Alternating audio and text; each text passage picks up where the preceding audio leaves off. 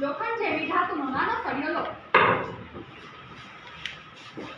તેની ઉપરની નાના નાના ટુકડાઓ સહેજ ગરમ કરી ચોંટાડો અને બધા ટુકડા સમાન કરી રાખો.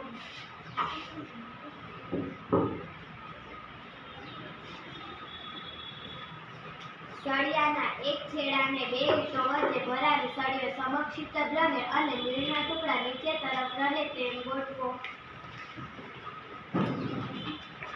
હવે બીજા છેડાને કદાચ નજીક સાળસની મીણબત્તી મૂકી ગરમ કરો.